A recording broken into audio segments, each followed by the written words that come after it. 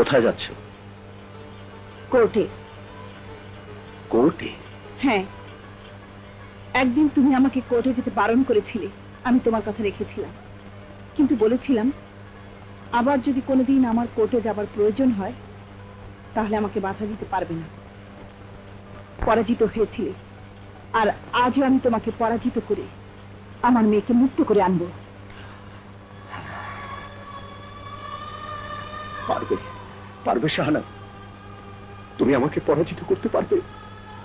তুমি যদি আমাকে পরাজিত করতে পারো তাহলে এই পরাজয় হবে আমার জীবনের সবচেয়ে বড় জয়। জয় পরাজয় আমি কিছুই বুঝি না, আমি শুধু বুঝি আমার বুকের মানুষের জীবন দোষ, আমি তাকে মুক্ত করে আনবো ইনশাল্লাহ। কিন্তু তুমি এত সব। আমি রুবিনা কেস রিট্রায়ালের জন্য হাইকোর্টে দরখাস্ত করেছিলাম, হাইকোর্ট আমার দরখাস্ত মঞ্জুর করেছে। তুমি দোয়া করো আমি যেন কৃতকার্য হতে পারি। আপনি মাধবীকে ছোটবেলা রেল লাইন থেকে তুলে এনে আপনার বোনের কাছে দিয়েছিলেন? কেন? সেই কেস তো শেষ হয়ে গেছে সেই কবে। এখন ওটা নিয়ে টানাটানি মানে লাশ নিয়ে টানাটানি, আর তো গুণের কাজ। উত্তর দিন।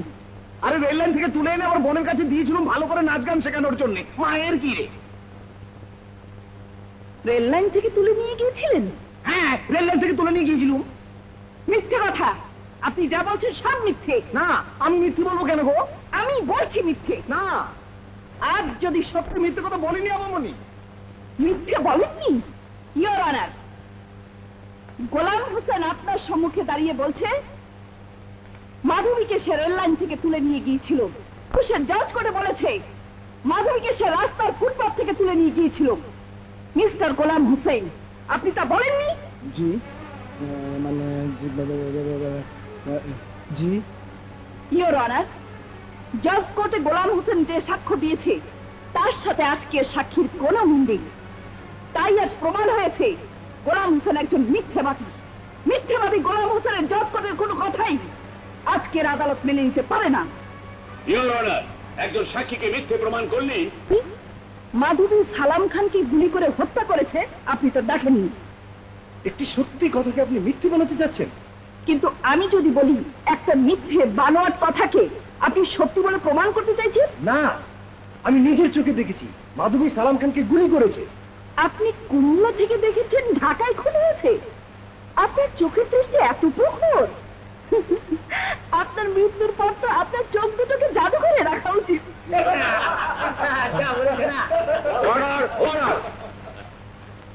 Objection your honour, barrister Shahana Chowdhury কতগুলো সালাম খানকে গুলি করে হত্যা করেছে এবং আপনি তো নিজের চোখে দেখেছেন, তাই না? জি। কিন্তু আমি বলছি মাধবী সালাম খানকে গুলি করে হত্যা করেছে আপনি তো দেখেননি। একটি সত্যি কথাকে আপনি মিথ্যে বানাতে চাচ্ছেন? কিন্তু আমি যদি বলি একটা মিথ্যে বানোয়াট কথাকে আপনি সত্যি বলে প্রমাণ করতে চাইছেন? না, আমি নিজের চোখে দেখেছি মাধবী সালাম খানকে গুলি করেছে। আপনি কুমিল্লা থেকে দেখেছেন ঢাকায় খুন হয়েছে?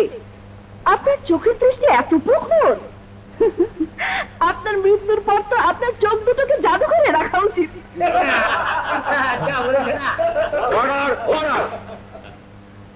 Objection your honour, barrister Shahana Chowdhury কতগুলো অযৌক্তিক কথা বলে কোর্টকে অবমাননা করার চেষ্টা করছেন। না, কোর্টকে একজন ব্যারিস্টার কোনোদিন অবমাননা করতে পারে না। দোষীকে চিহ্নিত করা আর নির্দোষীকে নির্দোষ প্রমাণ করাই একজন ব্যারিস্টারের কর্তব্য,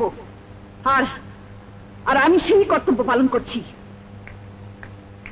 ইওর অনার, আব্দুল হাকিম 24শে জানুয়ারি ঢাকায় ছিলেন না, ছিলেন কুমিল্লায়।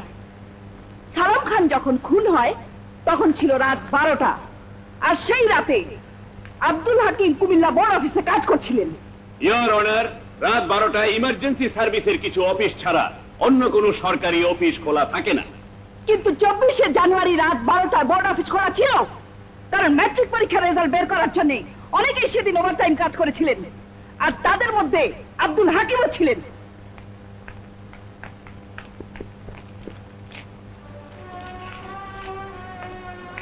এই হলো কুমিল্লা বোর্ড অফিসের আব্দুল হাকিমের সই করা রেজিস্টার খাতার ফটোকপি।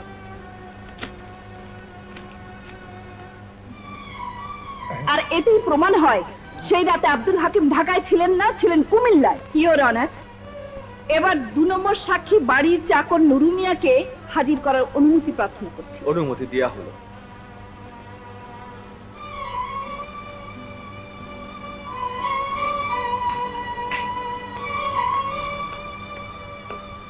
আচ্ছা নুরু মিয়া, আপনি জজ কোর্টে কি সাক্ষী দিয়েছিলেন মনে আছে? জি মনে আছে। কি মনে আছে? মাধবী আমার মালিককে গুলি করে মেরেছে, সেই সাক্ষী দিয়েছি। আপনি কি নিজের চোখে দেখেছেন মাধবী সালাম খানকে গুলি করে হত্যা করেছে? জি নিজের চোখে দেখেছি। ঝড়ের রাতে অন্ধকারের মধ্যে মাধবীকে আপনি চিনলেন কি করে বলুন তো? কেন চিনবো না? ঘর তো অন্ধকার ছিল না, বিদ্যুতের আলো ছিল, আর সে আলোতে আমি মাধবীকে স্পষ্ট দেখেছি। আমি যদি বলি সেই ঘরে কোনো আলো ছিল না? আপনি বললে তো হবে না, সেখানে আলো ছিল, আমি স্পষ্ট দেখেছি মাধবীকে আমাদের সাহেবের ঘর থেকে বেরিয়ে যেতে। আমি বলছি আলো ছিল না। আমি বলছি আলো ছিল। আমি আবারও বলছি সেই ঘরে আলো ছিল না, ঘর ছিল অন্ধকার। না, সেই ঘরে বিদ্যুতের আলো ছিল। মিথ্যে কথা। ইওর অনার, সেদিন বিদ্যুতের আলো ছিল না। এই যে সংবাদপত্রের রিপোর্ট, মিউনিসিপ্যালিটি ও গুলশান এলাকার ইলেকট্রিক সাপ্লাইয়ের উদ্ধৃতি দিয়ে লেখা হয়েছে, ঝড়ের জন্য 24শে জানুয়ারি রাত 11টা থেকে রাত 2টা পর্যন্ত গুলশান এলাকায় কোনো বিদ্যুৎ ছিল না। অথচ সালাম খানের বাড়ির চাকর নিজের মুখে বলছে সে বিদ্যুতের আলোতে মাধবীকে দেখেছে। এইটা রিপোর্ট।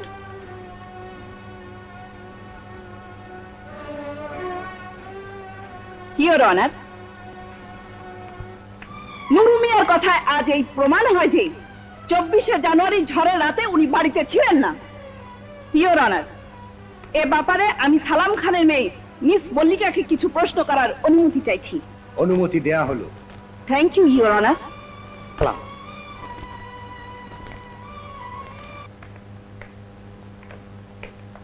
মিস মল্লিকা, সালাম খান কি আপনার বাবা? জি। আপনার বাবা খুন হয়েছে, আর খুনির শাস্তি হোক আপনি নিশ্চয়ই চান? জি চাই। আর মাধবী যদি খুন না করে থাকে, তার মৃত্যুদণ্ড হোক, আপনি কি তা চান? না। যদি তাই হয়, তাহলে আজ আপনার একটি সত্যি কথার উপর একটি নিষ্পাপ নিষ্কলঙ্ক মেয়ের জীবন মরণ নির্ভর করছে। আমি আশা করব আপনি সত্যি কথা বলবেন। জি বলবো। তাহলে বলুন তো, 24শে জানুয়ারি সেই ঝড়ের রাতে আপনার বাড়ির চাকর নুরু মিয়া সত্যি কি বাড়িতে ছিল? বলুন,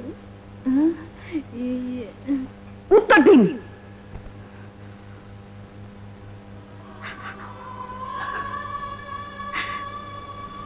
বলো না, বলো, নীরব থেকো না। তোমার এই নীরবতাই ওকে ফাঁসির মঞ্চে নিয়ে যেতে পারে। যে মেয়ে বাবাকে বাবা বলে ডাকতে পারেনি, যে মেয়ে একটি বার তার মাকে মা ডেকে মায়ের বুকে ঠাঁই পায়নি, যে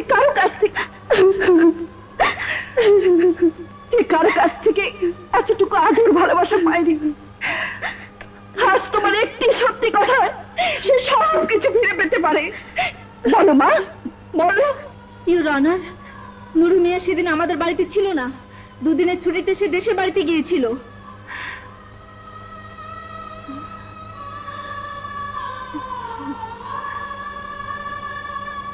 ধন্যবাদ মিস মল্লিকা, তোমাকে আমার আর কিছুই বলার নেই।